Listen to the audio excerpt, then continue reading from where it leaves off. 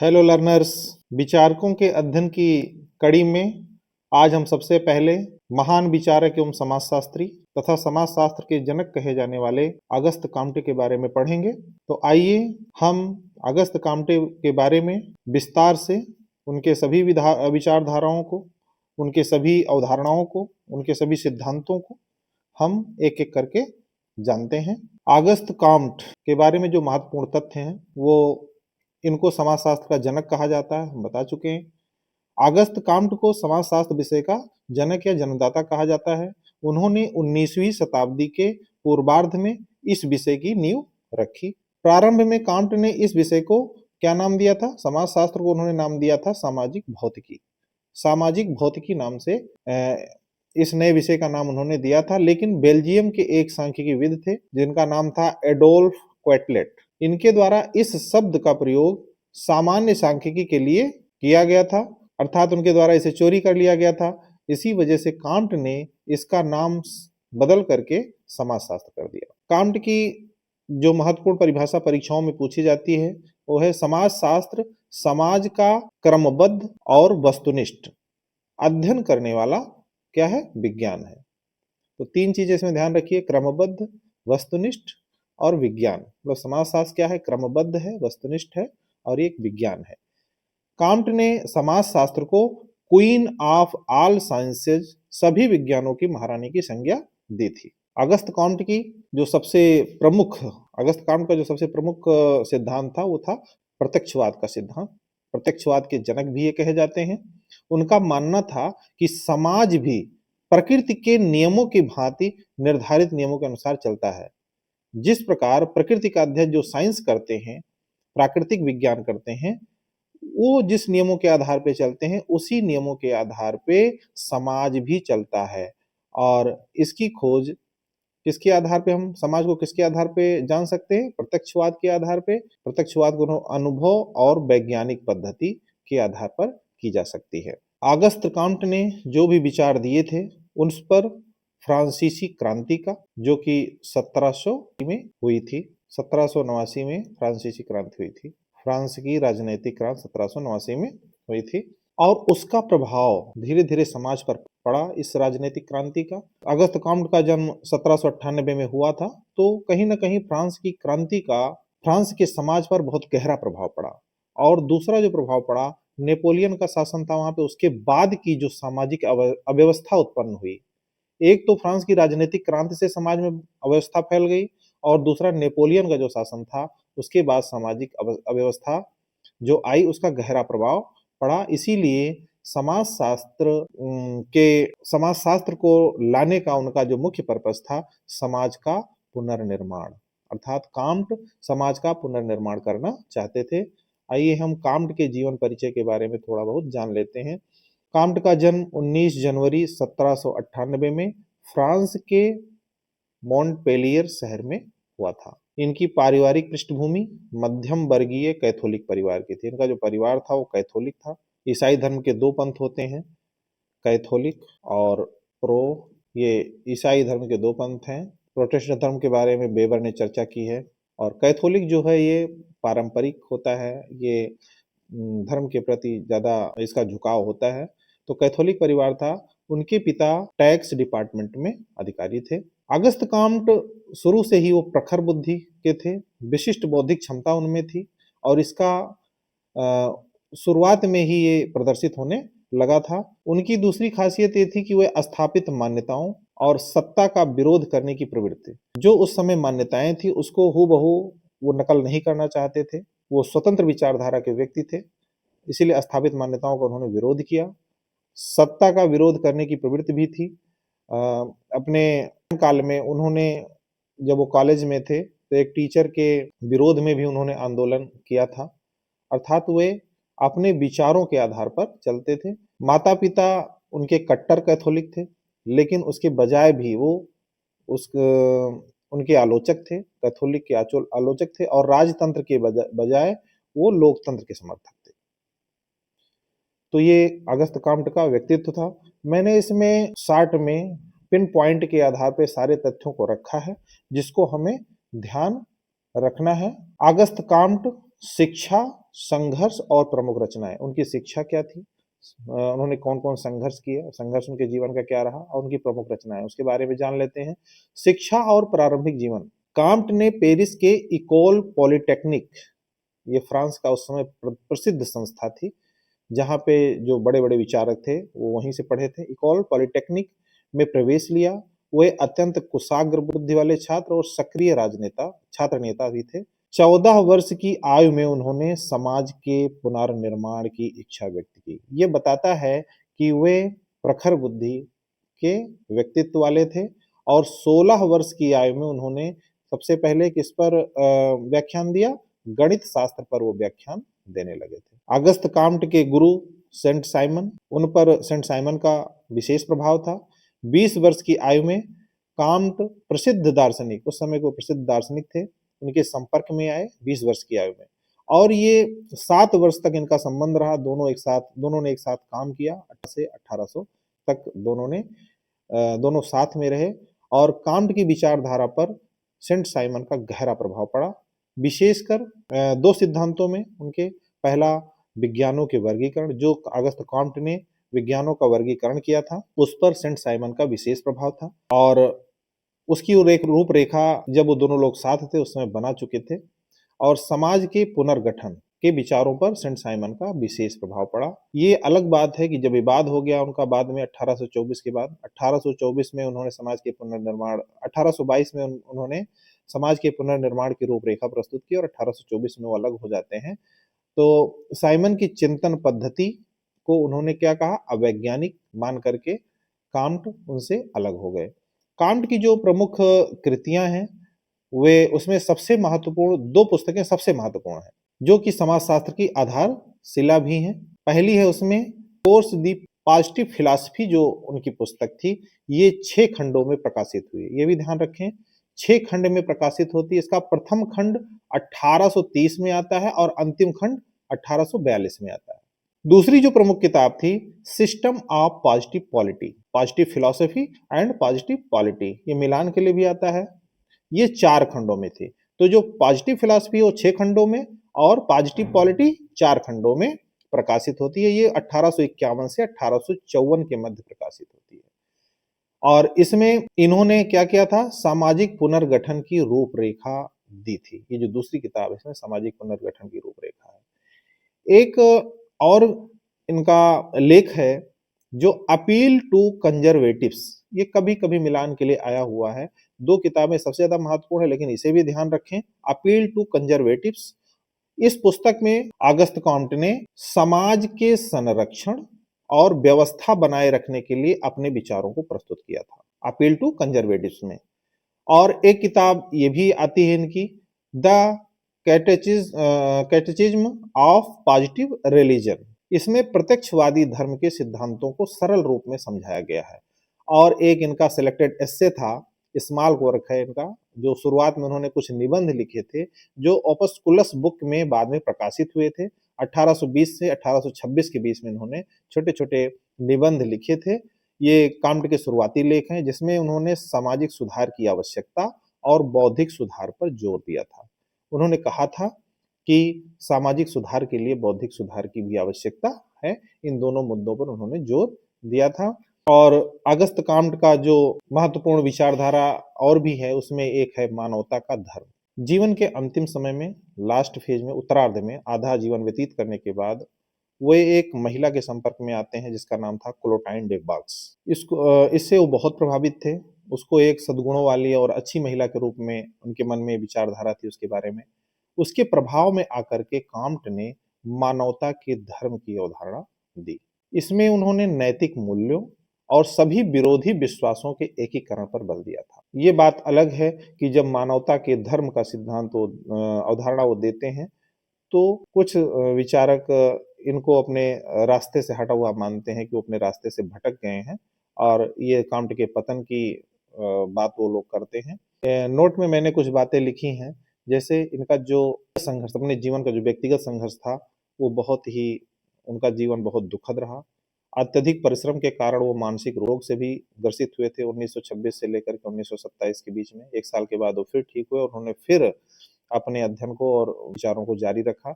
इसके बावजूद उन्होंने समाजशास्त्र जैसे विषय को जन्म दिया। आर्थिक स्थिति उनकी बहुत ही दयनीय थी। अगस्त कॉम्ट की आर्थिक स्थिति बहुत दयनीय थी। वे ट्यूशन के माध्यम से और व्याख्यान के माध्यम से अपना खर्च चलाते थे। उनके समय में जे.एस. मिल उनके अनुयायी थे।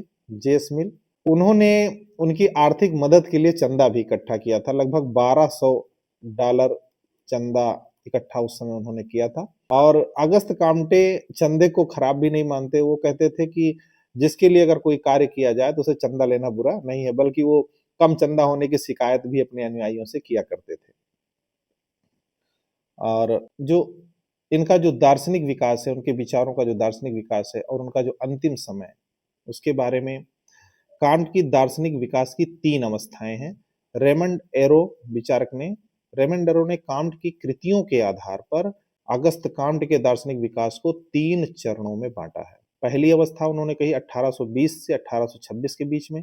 इस दौरान उन्होंने अपने लेख अपस्कूल्स, जो भी मैंने पहले बताया था कि जो शुरुआती लेख थे, जो निबंध थे, बाद में अपस्कूल नामक पुस्तक में छपे। इसमें उन्होंने जोर दिया था कि समाज में सुधार के लिए पहले बौद्धिक सुधार आवश्यक है, उसके बाद सामाजिक सुधार। तो सामाजिक सुधार के लिए बौद्धिक सुधार आवश्यक है, ऐसा उन्होंने कहा था।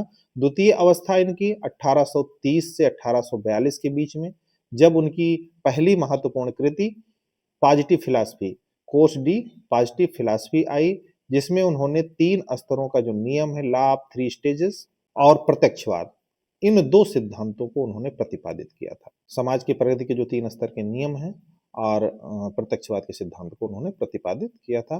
तीसरी अवस्था उनकी 1851 से 1854 के बीच रेमंड एरो ने रखी है, जिसमें उनकी दूसरी बड़ी कृति पॉजिटिव पॉलिटी आती है, जिसमें उन्होंने मानवीय प्रकृति और समाज के आधार पर एकता पर बल दिया। समाजशास्त्र की वैज्ञानिक प्रकृति, अगस्त काम्ट कहते हैं कि समाजशास्त्र एक विज्ञान है, उसकी जो पद्धति है वो वैज्ञानिक प्रकृति की है। उसकी कुछ विशेषताएं वो बताते हैं। वो विश्लेषण के बजाय संश्लेषण पर जोर देते हैं। काम्ट समाजशास्त्र को केवल टुकड़ों में नहीं, बल्कि समग्र मानवीय प्रजाति के अध्ययन के रूप में देखते थे। अर्थात मैक्रो सोशियोलॉजी से आप इसको जोड़ सकते हैं। अगस्त कॉम्टे समाजशास्त्र को एक संश्लेषी विज्ञान मानते थे। उन्होंने इसे एक ऐसा विज्ञान माना जो सामान्य नियमों से तो शुरू होता है, ये सामान्य नियमों से शुरू होकर के अंतिम वास्तविकता तक पहुंचने में मदद करता है। इन्होंने समाजशास्त्र जो नाम सामाजिक भौतिकी को बदल करके समाजशास्त्र जो नाम दिया था, औपचारिक नाम दिया था, वो 1838 में दिया था। अगस्त काम्ट की जो मृत्यु हुई वो 5 सितंबर 1857 को कैंसर के कारण हुई। उनके बारे में कुछ समाजशास्त्री जैसे हाल्ट हैं, विंस्टन हैं एंड राइन हार्ट हैं, इन्होंने कहा कि उनकी मृत्यु से भले ही प्रत्यक्षवादी समाज का स्वप्न अधूरा रह गया, लेकिन सामाजिक विज्ञानों की जो आज की स्थिति है वो उनकी कड़ी मेहनत का ही परिणाम है। 1838 में ही उन्होंने सोशल फिजिक्स को हटा करके आधिकारिक तौर पर सोशियोलॉजी नाम दिया था। इसमें कुछ तथ्य रिपीट हो गए हैं, तो उसे माइंड ना करें, रिपीट भी हो जा रहा है। अगस्त काम्ट के प्रमुख सिद्धांतों या प्रमुख विचारधाराओं, प्रमुख अवधारणाओं की बात करें तो उनकी जो प्रमुख अवधारणा है सामाजिक व्यवस्था और प्रगति। काम्ट के अनुसार समाजशास्त्र व्यवस्था का विज्ञान है और प्रगति का विज्ञान है। व्यवस्था और प्रगति, समाजशास्त्र को उन्होंने 2 मुख्य भागों में विभाजित किया है। सामाजिक एस्थेटिकी, social statics and social dynamics, सामाजिक गतिकी या सामाजिक गत्यात्मकता। सामाजिक स्थितिकी समाज की व्यवस्था का अध्ययन है। इसमें समाज के जो विभिन्न अंग हैं, जैसे परिवार है, संस्थाएं हैं, धर्म हैं, इनके बीच संबंधों का और सोशल इक्विलिब्रियम, सामाजिक संतुलन का अध्ययन किया जाता है। अगस्त काम्ट ने समाज की तुलना एक जीव से की थी। जिस प्रकार से शरीर के अंग मिलकर के शरीर को चलाते हैं, वैसे ही समाज के भी अंग मिलकर के सामाजिक व्यवस्था बनाए रखते हैं, ऐसा अगस्त काम्ट कहते हैं। मतलब समाज एक जीव है, ऐसा विचार वो देते हैं। और वो कहते हैं कि जो समाज के अंगों के बीच जो एकता है और जो सामंजस्य है, एकता और सामंजस्य ही समाज को स्थिरता प्रदान कर सकता है। अर्थात समाज के बीच जो संबंध है और जो संतुलन है, समाज के अंग मिल करके जो कार्य करते हैं वही सामाजिक व्यवस्था को बनाते हैं। उनके बीच में अगर एकता रहती है, सामंजस्य रहता है तो समाज में स्थिरता पैदा होती है। दूसरी जो विचारधारा दूसरा जो उनका महत्वपूर्ण कॉन्सेप्ट है सामाजिक गत्यात्मकता, सोशल डायनामिक्स, समाजशास्त्र का दूसरा मुख्य भाग। वो कहते हैं कि ये समाज की प्रगति और विकास का अध्ययन है। इसमें उन नियमों का अध्ययन किया जाता है जिसके आधार पर समाज एक अवस्था से दूसरी अवस्था में क्रमिक रूप से बदलता है। अगस्त कॉम्ट कहते हैं कि समाजशास्त्र सामाजिक स्थितिकी और सामाजिक गतिकी का विज्ञान है। बोगार्डिस के अनुसार यह शाखा समाज के विकास और परिवर्तन के नियमों पर विचार करती है। यह बताता है कि मानवीय समाज कैसे निश्चित क्रम में प्रगति करता है। तो स्थितिकी क्या करती है? ये व्यवस्था का अध्ययन करती है कि मतलब समाज कैसे बना रहता है, संरचना का अध्ययन। और गत्यात्मकता ये प्रगति का अध्ययन करता है, अर्थात समाज कैसे बदलता है, विकास का अध्ययन। तो गतिकी जो है प्रगति से रिलेटेड है, विकास से रिलेटेड है। स्थितिकी जो है व्यवस्था से रिलेटेड है, संरचना से रिलेटेड है। अब अगस्त काम्ट की जो प्रमुख सिद्धांत है जिसके वो जनक भी माने जाते हैं, प्रत्यक्षवाद के बारे में अध्ययन कर लेते हैं, उसके बारे में विचार करते हैं। अगस्त काम्ट को प्रत्यक्षवाद का जनक माना जाता है। अगस्त काम्ट प्रत्यक्षवाद के जनक थे। उन्होंने समाज के अध्ययन के लिए धार्मिक और काल्पनिक को छोड़ करके वैज्ञानिक आधार को अपनाया। समाज की प्रगति की बात जब वो करते हैं तो समाज को तीन आधारों पर उसकी प्रगति की बात करते हैं, युद्ध विकास की बात करते हैं कि सबसे पहले धार्मिक अवस्था, फिर तात्विक अवस्था, उसके बाद प्रत्यक्षवादी या वैज्ञानिक अवस्था।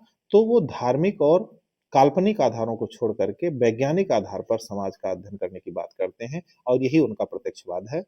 प्रत्यक्षवाद का मतलब होता है यथार्थ ज्ञान।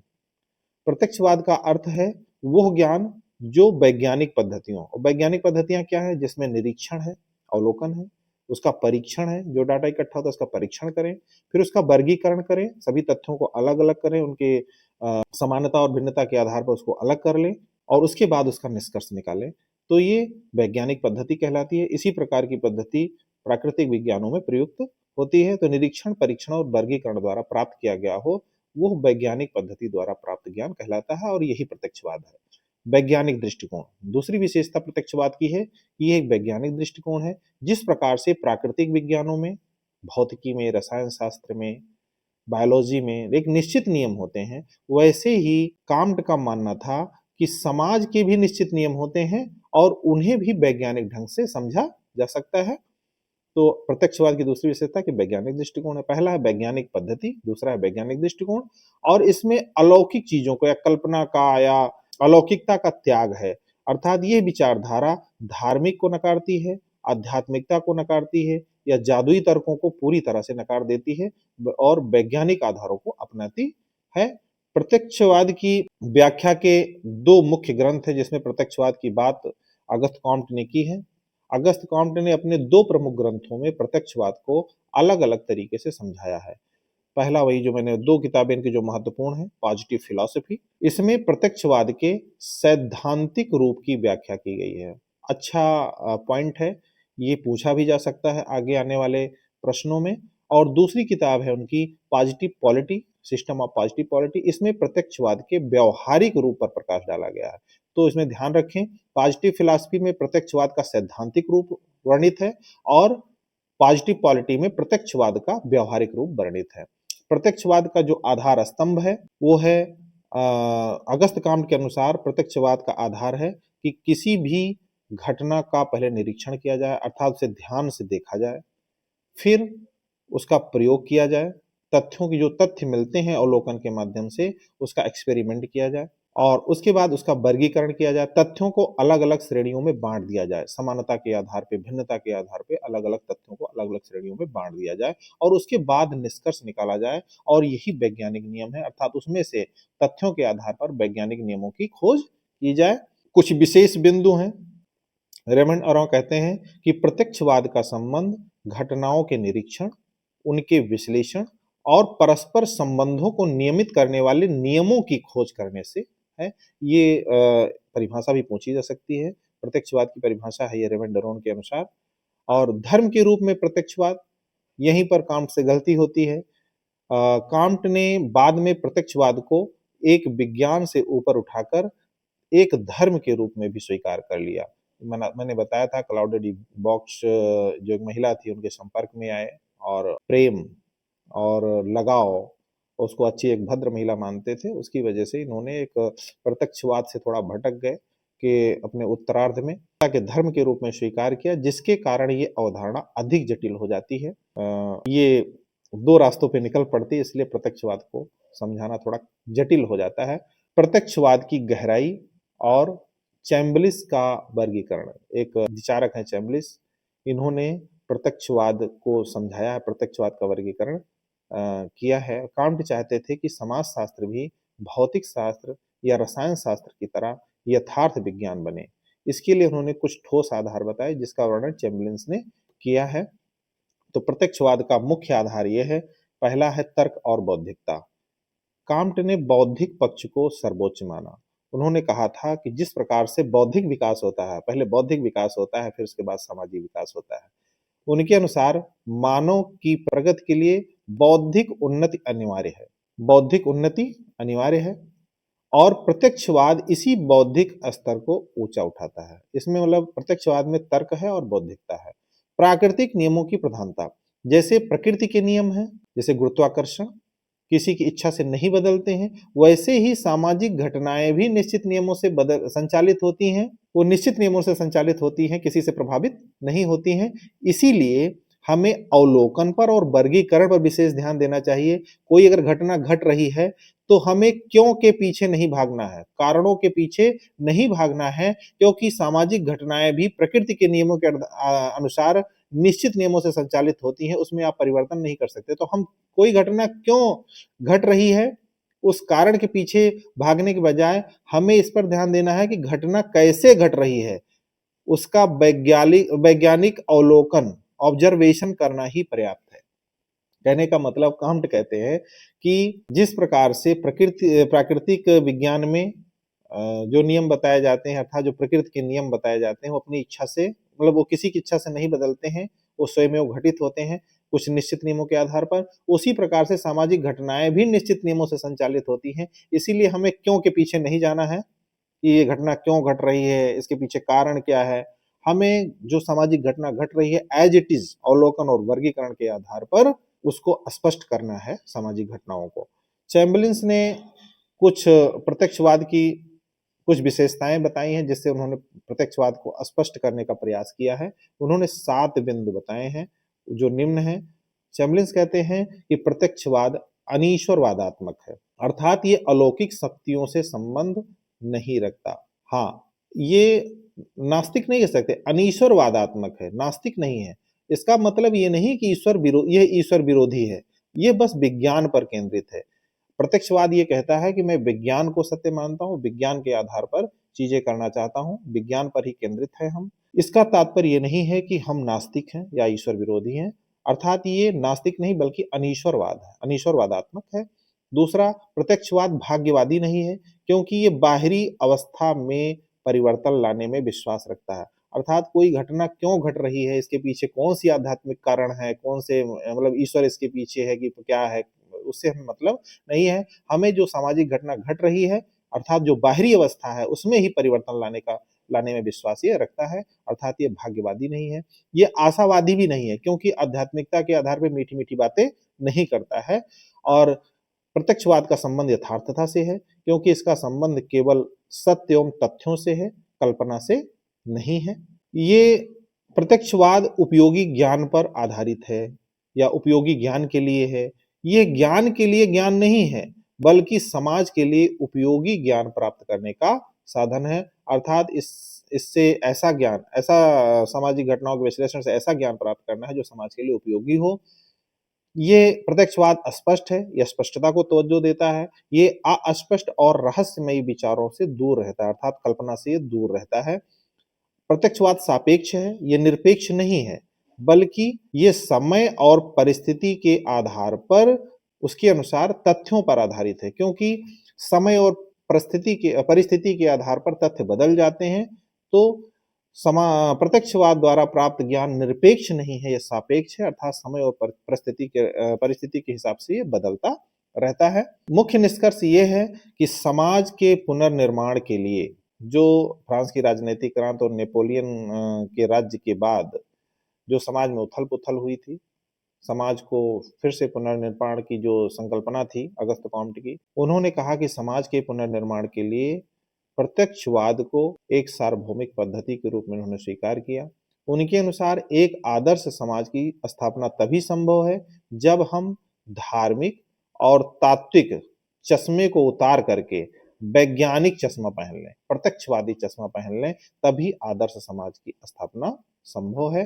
अब आते हैं हम अगस्त कॉम्टे की जो दूसरी प्रमुख योजना थी, सामाजिक पुनर्निर्माण की योजना। कॉम्टे का मुख्य लक्ष्य समाज को फ्रांसीसी क्रांति के बाद की अव्यवस्था से निकालकर एक नैतिक और वैज्ञानिक आधार पर खड़ा करना था। इस पुनर्निर्माण के 3 प्रमुख स्तंभ कॉम्टे ने बताए हैं। उन्होंने कहा कि समाज का जो पुनर्गठन करना है उसमें 3 विशिष्ट वर्गों की भूमिका बहुत ज्यादा महत्वपूर्ण है। पहला है पुरोहित वर्ग। यहाँ पर पुरोहित का अर्थ पारंपरिक पुजारियों से नहीं है, पारंपरिक पुजारियों से नहीं है, बल्कि पुरोहित का तात्पर्य समाजशास्त्री है, अर्थात जो पृष्ठ होंगे वो समाजशास्त्री होंगे। इनका कार्य होगा समाज में नैतिक शिक्षा देना और बौद्धिक नियंत्रण रखना। दूसरा जो प्रमुख वर्ग था समाज के पुनर्निर्माण में महत्वपूर्ण कॉम्टे के अनुसार, वो है स्त्री वर्ग। कॉम्टे ने स्त्री वर्ग को समाज के पुनर्निर्माण के लिए बहुत महत्वपूर्ण माना है। उन्होंने कहा कि महिलाएं क्या है, स्नेह और सहानुभूति का प्रतीक है। समाज में नैतिकता बनाए रखने के लिए और भावनाओं के शुद्धिकरण के लिए उनकी भूमिका अतुलनीय है, ये और कहीं से प्राप्त नहीं हो सकता है। और तीसरा जो प्रमुख वर्ग होगा समाज के पुनर्निर्माण के लिए, वो होगा औद्योगिक वर्ग। इस वर्ग में उत्पादक आएंगे, साहूकार आएंगे, व्यापारी आएंगे और किसान आएंगे। इनका कार्य होगा समाज की जो भौतिक और आर्थिक क्रिया है, भौतिक और आर्थिक व्यवस्था है, उसका सुदृढ़ीकरण, उसके भौतिक और आर्थिक क्रियाओं के निर्देशन करना, इनका काम होगा। कॉम्टे ने एक प्रश्न और आता है, कॉम्टे ने नैतिकता के 2 प्रकार बताए। जो पुनर्निर्माण होगा समाज का, रीऑर्गेनाइजेशन ऑफ द सोसाइटी, उसमें नैतिकता को 2 भागों में बांटा।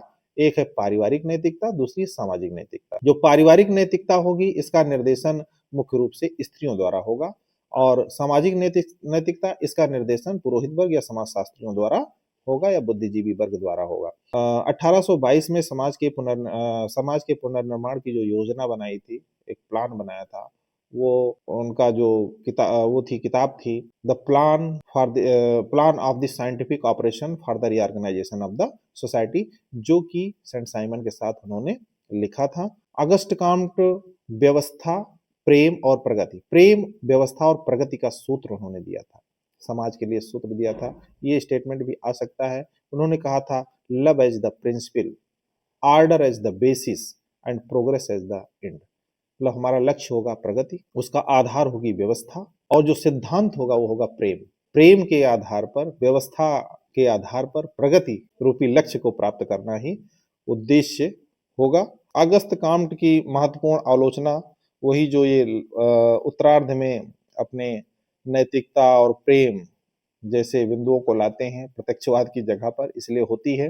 कॉम्टे ने मानवता के धर्म को विज्ञान से ऊपर स्थान दिया, यहीं पे वो गड़बड़ हो जाते हैं। इस कारण कुछ विद्वान इसे कॉम्टे के बौद्धिक पतन की संज्ञा देते हैं, क्योंकि वे अपने ही वैज्ञानिक सिद्धांतों से दूर होकर के, प्रत्यक्षवादी सिद्धांतों से दूर होकर के अब आध्यात्मिक होने लगे थे। इसके बाद अगस्त कॉम्टे का जो महत्वपूर्ण सिद्धांत है, महत्वपूर्ण अवधारणा है, वो है विज्ञानों का संस्तरण, hierarchy of sciences. Auguste Comte ने सभी विज्ञानों को एक निश्चित क्रम में व्यवस्थित किया था। हमने पहले बताया है कि सेंट साइमन के साथ जब थे तो एक कार्य योजना उन्होंने विज्ञानों के संस्करण की बनाई थी, और विज्ञानों के संस्करण में वो सेंट साइमन से पूरी तरह प्रभावित हैं। उनका मानना था कि विज्ञानों का जो विकास है वो एक तर्कसंगत क्रम में हुआ है। इस वर्गीकरण के 2 मुख्य आधार उन्होंने या 2 नियम बताए हैं। पहला है निर्भरता का वृद्धि क्रम, इंक्रीजिंग डिपेंडेंस, अर्थात जैसे हम नए विज्ञानों की ओर बढ़ते हैं, पहले वाले विज्ञानों पर अधिक निर्भर होते जाते हैं। जैसे कि समाजशास्त्र सबसे नया विज्ञान है, इसीलिए ये अपने से पहले के सभी विज्ञानों जैसे जीव विज्ञान, भौतिकी, केमिस्ट्री, मैथ, एस्ट्रोनॉमी, इन सब पर निर्भर है। और दूसरा जो उन्होंने नियम बताया या दूसरा प्रमुख जो आधार बताया वो है घटती हुई सामान्यता और बढ़ती हुई जटिलता। जो विज्ञान सबसे पहले आया वो सबसे सामान्य है और हर जगह लागू होता है, जैसे गणित, अर्थात ये सामान्य है, हर जगह गणित लागू होता है। और जो विज्ञान सबसे अंत में आया वो सबसे जटिल और सबसे विशिष्ट होगा। और ये जटिल और विशिष्ट विज्ञान क्या है? समाजशास्त्र है कांट के अनुसार। संस्करण का जो क्रम बताया था, जो ऑर्डर बताया था अगस्त कांट ने, उनमें उसमें सबसे पहले गणित को रखा था। ये सबसे प्राचीन है, सबसे सरल है और पूरी तरह स्वतंत्र विज्ञान है। फिर गणित के बाद आता है खगोल शास्त्र। ये गणित पर आधारित है क्योंकि खगोल शास्त्र में तारों, ग्रहों, इन सब का अध्ययन किया जाता है, जो गणित के नियमों पर इसका अध्ययन किया जा सकता है। और उसके बाद खगोल शास्त्र के बाद उन्होंने स्थान दिया भौतिक शास्त्र को। ये खगोल शास्त्र ऊपर के सभी विज्ञानों पर निर्भर है, खगोल शास्त्र और गणित शास्त्र पर निर्भर है। जैसे कि दो मुख्य नियम बताए हैं उन्होंने कि निर्भरता वृद्धि का क्रम और घटती हुई सामान्यता और बढ़ती हुई जटिलता का नियम। तो इसके बाद रसायन शास्त्र उन्होंने कहा। ये रसायन शास्त्र भौतिक शास्त्र, खगोल शास्त्र, गणित सब पे निर्भर है। जीव विज्ञान ऊपर के सभी विज्ञानों पर निर्भर है, मुख्य रूप से रसायन शास्त्र और अन्य पर निर्भर है। सबसे लास्ट में उन्होंने रखा विज्ञानों के क्रम में, विज्ञानों के संस्कृतिकरण में, समाज शास्त्र को। ये सबसे अंत में विकसित हुआ, ये सबसे जटिल है और सभी पर निर्भर है। ये विशिष्ट विज्ञान है और सबसे जटिल विज्ञान है, लेकिन अपने से पहले के सभी विज्ञानों पर ये निर्भर है। और अंत में उन्होंने कहा कि समाजशास्त्र सभी विज्ञानों की महारानी है, क्योंकि समाजशास्त्र सबसे अंत में आया। इसमें सभी विज्ञानों के गुणों का समावेश है, इसमें सभी विज्ञानों के गुणों का समावेश है। इसीलिए कांट ने इसे क्वीन ऑफ ऑल साइंसेज के नाम से अभिहित किया। अर्थात सभी विज्ञानों ने इसको अपनी रानी बना के रखा है, अर्थात इन्होंने अपने सभी गुणों को इसको दिया है, अपने सभी नियमों को दिया है। समाजशास्त्र में अपने पहले के सभी विज्ञानों के नियम और सभी गुणों का समावेश है, इसीलिए सभी विज्ञानों की महारानी है। कांट ने ये वर्गीकरण इसलिए किया ताकि समाजशास्त्र को एक विशिष्ट विज्ञान के रूप में दर्जा दिलाया जा सके, उसको स्थापित किया जा सके और इसे अन्य विज्ञानों के बराबर वैज्ञानिक दर्जा मिल सके। सेंट साइमन का प्रभाव, जैसा कि मैंने पहले बताया कि सेंट साइमन का प्रभाव विज्ञानों के संस्तरीकरण में रहा है। ये वर्गीकरण की जो प्रेरणा है कांट को, ये सेंट साइमन से मिली थी। लेकिन कांट ने इसे बाद में जब विवाद हो गया था, उन्होंने कहा था कि मैं उनसे अधिक वैज्ञानिक और अधिक व्यवस्थित वर्गीकरण कर सकता हूँ और मेरा ये अलग है। तो कांट ने इसे अधिक वैज्ञानिक और प्रत्यक्षवाद पर आधारित बनाया। अब इसमें 3 स्तरों का नियम, ये भी अगस्त कांट का बहुत ही महत्वपूर्ण अवधारणा है, सिद्धांत है।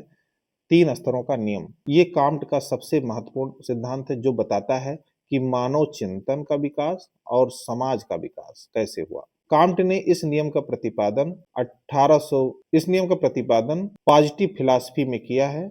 उस समय उनकी आयु मात्र 24 वर्ष थी, 1822 में। इस नियम का विकास टर्गोट एंड सेंट साइमन ने शुरू किया था। सबसे पहले हमने पहले बताया है कि समाज के पुनर्निर्माण की बात, विज्ञानों के संस्करण की बात, लॉ ऑफ 3 स्टेजेस, ये सब सेंट साइमन के साथ रहते हुए उन्होंने शुरुआत, विचार वहीं से आता है। अगस्त कांट ने इसको पूरी तरह से सिद्धांत रूप में परिणत करने का कार्य किया, उसको विस्तारित करने का कार्य किया, लेकिन इसे वैज्ञानिक रूप से समाजशास्त्रीय विश्लेषण के लिए कांट ने ही स्थापित किया। वही जो मैं कह रहा हूँ, कांट का मानना है कि जिस तरह से एक व्यक्ति बचपन से जवानी और फिर बुढ़ापे की ओर बढ़ता है, वैसे ही मानव का चिंतन और पूरा समाज भी 3 निश्चित स्तरों से गुजरता है। पहला स्तर है धार्मिक या कल्पित स्तर, थियोलॉजिकल स्टेज। कांट ने कहा कि समाज के विकास की या मानव चिंतन के विकास की पहली अवस्था धार्मिक या काल्पनिक स्तर है, थियोलॉजिकल स्टेज है। इसमें क्या होता है कि व्यक्ति हर घटना के पीछे अलौकिकता या दैविक शक्तियों का हाथ मानता है, लोग मानता है कि सब कुछ ईश्वरीय है, ईश्वर के द्वारा किया जा रहा है। इसके भी 3 उन्होंने उपचरण बताए हैं। ये जो थियोलॉजिकल स्टेज है, धार्मिक चरण है, इसके उन्होंने 3 उपचरण बताए हैं। पहला है फेटिसिज्म, प्रेतवाद। जब मनुष्य हर निर्जीव वस्तु में, जैसे चाहे नदी है, पेड़ है, पत्थर है, इसमें जीवन या आत्मा की कल्पना करता है, तो ये प्रेतवाद है, इसे जीवित सत्तावाद भी कहा जाता है। दूसरा उन्होंने उपचरण जो बताया वो है बहुदेववाद। इस उपचरण में मनुष्य मानता है कि अलग अलग घटनाओं के लिए अलग अलग देवी देवता जिम्मेदार हैं, जैसे युद्ध के देवता, वर्षा के देवता, पवन देवता। तो इसमें एक तरह से बौद्धिक विकास जैसे जैसे हो रहा है, तार्किकता की मतलब थोड़ा बहुत वैचारिक परिपक्वता आ रही है, वैसे वैसे समाज चेंज हो रहा है। तो पहले प्रेतवाद, फिर बहुदेववाद, उसके बाद जब और मानसिक परिपक्वता, बौद्धिक विकास होता है, तो इस एकेश्वरवाद आ जाता है। ये इस स्तर की अंतिम अवस्था है, काल्पनिक स्तर की अंतिम अवस्था है, जहां मनुष्य सभी शक्तियों को हटाकर केवल एक ईश्वर में विश्वास करने लगता है। आज की स्थिति है कि एकेश्वरवाद, एक ईश्वर की स्थिति में धीरे धीरे हम बढ़ रहे हैं। दूसरा चरण है समाज के विकास का, वो है तात्विक या भावात्मक स्तर, मेटाफिजिकल स्टेज। ये धार्मिक और वैज्ञानिक स्तर, जो पहला चरण है और जो अंतिम चरण है, प्रत्यक्षवादी चरण है, धार्मिक स्तर और प्रत्यक्षवादी स्तर के बीच की अवस्था है। इसमें यहाँ मनुष्य ईश्वर के साकार रूप को छोड़ करके एक अमूर्त निराकार शक्ति या प्रकृति को घटनाओं का कारण मानने लगता है, अमूर्त निराकार शक्ति को मानने लगता है। इसे कांट क्या है, धार्मिक स्तर को केवल एक संशोधन मानते हैं, जहां तर्क तो शुरू होता है लेकिन वो वैज्ञानिक नहीं होता, थोड़ा बहुत चेंज आता है धार्मिक में, लेकिन वो पूरी तरह से अच्छा नहीं मानते हैं, वो केवल संशोधन मानते हैं। तीसरा जो चरण है वैज्ञानिक या प्रत्यक्षवादी स्तर है। ये मानव चिंतन की अंतिम और सबसे विकसित अवस्था है। तो जैसे जैसे मानव चिंतन में विकास होता है, वैसे वैसे समाज में परिवर्तन होता है, समाज अगले चरण में प्रवेश कर जाता है। यहाँ पर तर्क और अवलोकन आ जाता है। यहाँ मनुष्य घटनाओं के पीछे ईश्वर के पीछे नहीं भागता, अमूर्त शक्तियों को नहीं खोजता, बल्कि क्या करता है, निरीक्षण के आधार पर, परीक्षण के आधार पर और वर्गीकरण के माध्यम से उनके बीच वास्तविक संबंधों को समझने लगता है। यहाँ इस स्तर पर ज्ञान जो है निरपेक्ष नहीं होता, बल्कि तथ्यों पर और साक्ष्यों पर आधारित होता है। के स्तर और सामाजिक संगठन के बारे में कांट ने केवल मानसिक विकास की ही बात नहीं की थी, बल्कि यह भी बताया था कि जैसे जैसे चिंतन बदला, समाज का ढांचा भी बदल गया। तो वही जो मैं कह रहा हूं कि जैसे जैसे बौद्धिक विकास होता है, चिंतन का स्तर बढ़ता है, वैसे वैसे सामाजिक ढांचा बदल जाता है। कांट ने कहा था कि सामाजिक सुधार के लिए पहले बौद्धिक उन्नति आवश्यक है। तो उसी पे ये बात चर्चा करते हैं। तो ये ग्राफ है, इसमें चिंतन का स्तर जब धार्मिक होता है तो सामाजिक संगठन कैसा होता है, मिलिट्री बेस्ड होता है, सैन्य व्यवस्था आधारित होता है, इसमें तानाशाही होती है, राजा को ईश्वर का अवतार माना जाता है, अंधविश्वास चरम पर होता है ऐसे समाजों में। और जब तात्विक स्टेज आता है समाज का, तो उसमें कानूनी व्यवस्था जो है, जुडिशियल और लीगल व्यवस्था महत्वपूर्ण हो जाती है। इसमें अमूर्त अधिकारों की प्रधानता हो जाती है, पुरोहितवाद का विकास हो जाता है। और वैज्ञानिक चरण में ये औद्योगिक अवस्था में आता है। ये सामाजिक संगठन का जो स्वरूप होता है वो औद्योगिक व्यवस्था वाला हो जाता है इस चरण में, क्योंकि तर्क आ जाता है, तार्किकता आ जाती है, इसमें नए नए आविष्कार होते हैं, वैज्ञानिक पद्धति का प्रयोग होने लगता है और समाज क्या होता है, प्रगतिशील रूप में सामने आ जाता है। 3 स्तरों के नियम की समीक्षा जब होती है अगस्त काम्ट के, तो थियोडर एबल ने इनकी समीक्षा की है, लॉ ऑफ 3 स्टेजेस की। उन्होंने कहा कि जो काम्ट का नियम है ये ऐतिहासिक कम है बल्कि सामाजिक अधिक है। यह नियम क्या है कि भौतिक पक्षों की तुलना में बौद्धिक पक्षों पर अधिक महत्व दिया जाता है इसमें।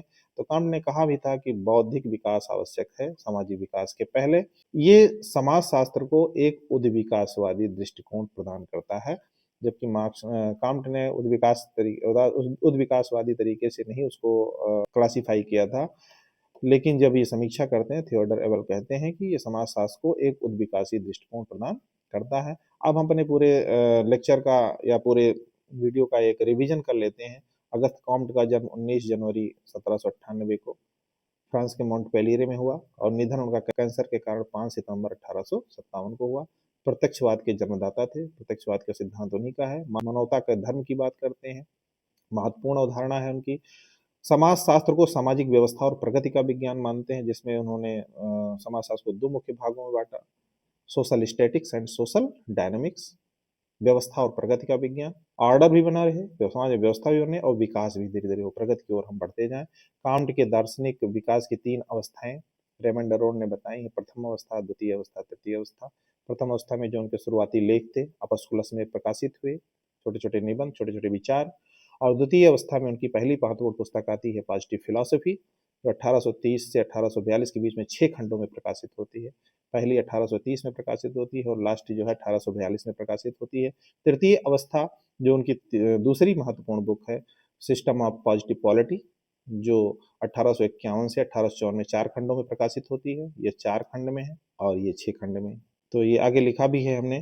कृतियाँ, इसकी जो ग्रेट वर्क है इनकी, वो the course of positive philosophy 6 खंडों में, प्रथम खंड 1830 में, अंतिम खंड 1842 में, और ये पॉजिटिव पॉलिटी 4 खंडों में 1851 से 1854 के बीच, और ये अपील टू कंजर्वेटिव्स और the catechism of positive religion and small work, इनका जो ऐसे वाला है ऑपस्कुलस बुक।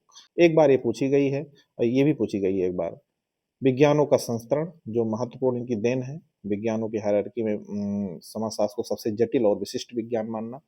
समाज के विकास के 3 स्तरों का नियम, बौद्धिक विकास के 3 स्तरों का नियम, जैसे जैसे बौद्धिक विकास 3 स्तरों में होता है वैसे वैसे समाज का भी विकास भी होता जाता है। तो इस प्रकार से अगस्त्य काम्ट के प्रमुख महत्वपूर्ण देनों, उनकी महत्वपूर्ण अवधारणाओं के बारे में हमने जाना। अब हम अगले वीडियो में अगले थिंकर को पढ़ेंगे। तो ये धन्यवाद, मिलते हैं अगले वीडियो में। यदि हमारा वीडियो पसंद आता है तो आप इसे लाइक भी करें, सब्सक्राइब करें और अपने दोस्तों को, मित्रों को भेजें। धन्यवाद।